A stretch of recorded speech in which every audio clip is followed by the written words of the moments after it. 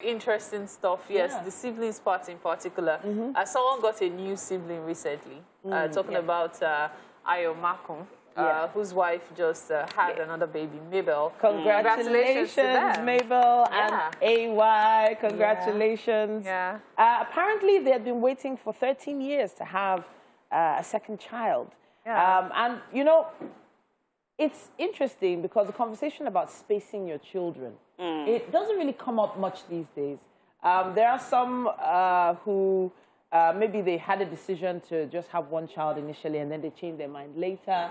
And then there's some who are actually actively trying and then they can't really, you know, it doesn't come as they want it. And then there's some that don't even try at all. It just comes. It just comes like Emem. Every 18 months. So that's Mabel there, and she's receiving some balloons and flowers from AY. But this is not the Mabel that we're used to seeing. Oh the Mabel my God, we're used to the seeing baby. is a lot more put together, but you can see how really, really romantic and incredible it is. Even the baby is watching. Oh, I see my dad. Brand new babies always make you feel like having another one. And you know, this issue of spacing that we're talking about, it brings to fore the whole African situation. Yeah. Because, you know, here in Africa, when we talk spacing, it's always, I dare say it's frowned upon. It's a case of give birth to what God has given you. Quotes. Yeah. So you see a couple who just got married and they're like, oh, we're, you know, on family planning. Why? Because we want to have some time for ourselves.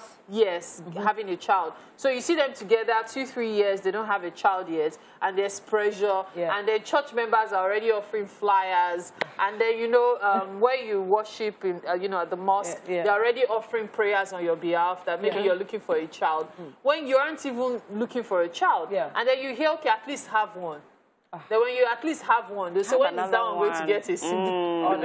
Okay, actually, I actually have a few things I'd like to say about child spacing and, you know, how I can relate to what you're just saying. First, but I need to give credits to, we have a lot of doting husbands. I see some of these things on social media, and I am, you know, I'm loving it. I'm impressed by it because we didn't see most of our fathers do it. Yeah, and to see that this generation are taking up on it is, you know, I saw my dad do like, it. I see him still doing it. Oh, so. well, I didn't see my dad do it, too, but anyways. But, I mean, I'm seeing it and I'm actually loving it. I mean, look at the way AY was gushing over. You could tell the excitement, even, you know, making that extra effort, buying flowers, balloons, and all that. Really cute. And congratulations to them. Now, talking about child spacing. I've seen people come at me, including religious men of God. Yes, men of God, yes. Come at me. No, the home part. Home at you, why? That's... you've had to, including somebody that is watching me right now in this studio. Okay. You have to. Just add another one. That is a boy.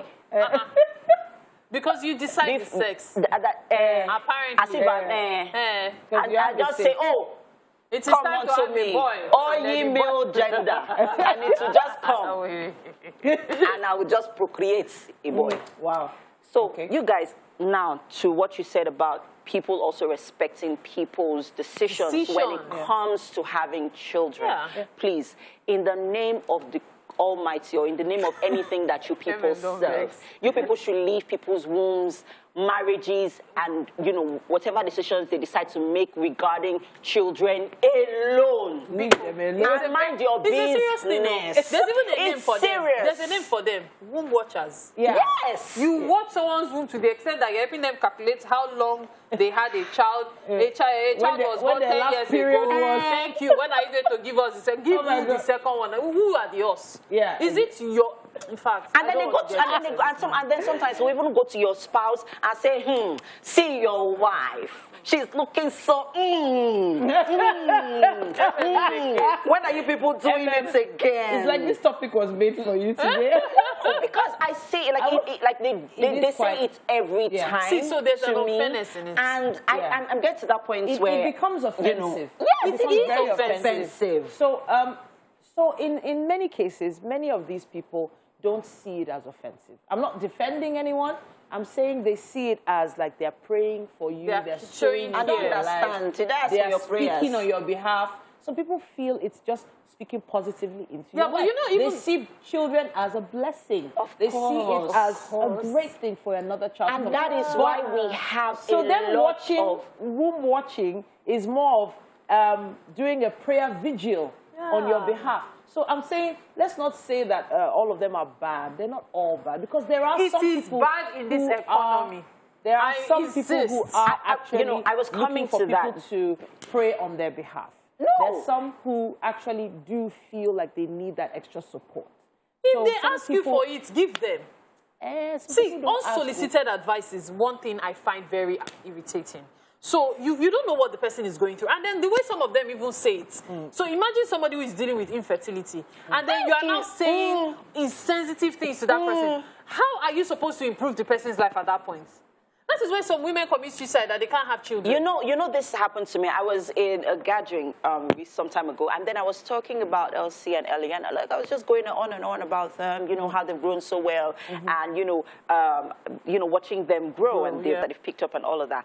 And then I suddenly noticed, it was as if something, you know, called my attention to it, that there was someone, you know, in our midst who had been married for a while, you know, and she's not, you know, been able to have her own kid.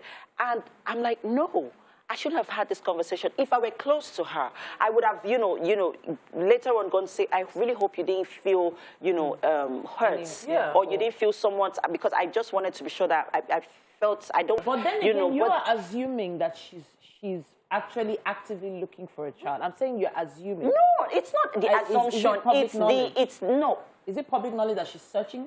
It's been years. Yes, but what if she just decided I know she has a condition. She has a condition, and I'm aware of it. Do you understand? So, you know, bringing up that conversation, I felt when I noticed, I got uncomfortable for her, and I stopped it immediately because I didn't want her to feel anyway. Something about this whole child-bearing thing.